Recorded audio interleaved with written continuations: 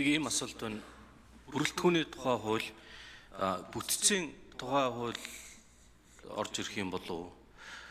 Энэ нөгөө инновац технологийн бодлого хэрэгжиж өгөхгүй, санхүүжилт нь бас байхгүй ингээд ойлгомжгүй байгаад байгаа. Тэгэхээр энэ чигээрээ байж байгаа 28 он хүртлээр шин дүрмээр уучраа олох гэж үзнэ гэж бодож байгаа юм болов уу? Эсвэл энэ дээрээ нэг шийдэл гаргах гээд ажиллах юм болов уу? Ийм асуулт байгаа. Сургалт одоо судалгаа, шинжлэх ухаан, технологи, инновац гээд дараалал нь сургалт судалгааны боловсролын яамд шинжлэх ухааны эдийн засаг хөгжил нөгөө инновац нь болохоор инновац цахим хөгжил инновац харилцаа холбоо гэдэг гурван яам дээр очичоод даргууд нь өөр харьяалтай санхүү нь бас өөр болчиход хоорондоо нэлээд хэцүү байгаад байна.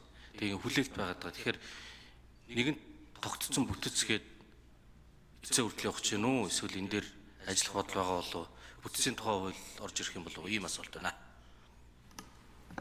За ерөнхийдөө хариулт өгье. За Бачуур сайд.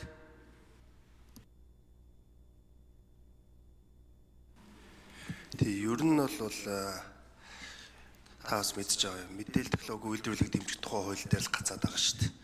Үүн дээр нөгөө нэг виртуал бүс болон одоо бүртгүүлсэн компаниуд тодорхой хэмжээний грант, татврын болон татврын бус дэмжлэг орно гэдээ орцсон байгаа. Тэгэхээр инновацийн тухай инновац сан нь бол эдийн засгийн хөгжлийн яам дээр одоохондоо байгаад байгаа. Гэхдээ бодлого нь болон одоо шалгаруулалт нь бол цахим хөгжил инновац харилцаа холбооны яам хийж байгаа.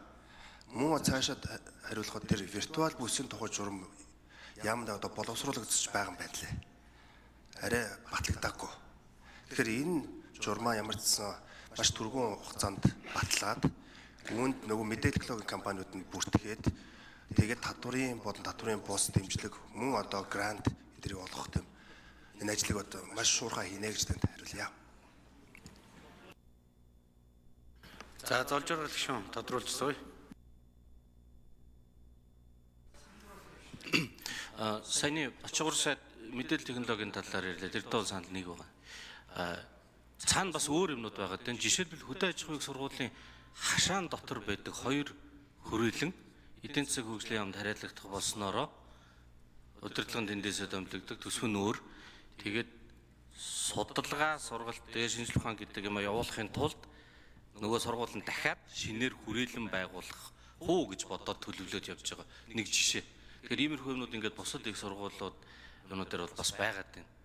Та бүхэн бүтцээ бодоход энэ асуудлыг нэг бодож үзээрэй гэж хэлмээр байна. Судалгаа хийдэг маш олон багш нар, академикууд энэ асуудлыг яриад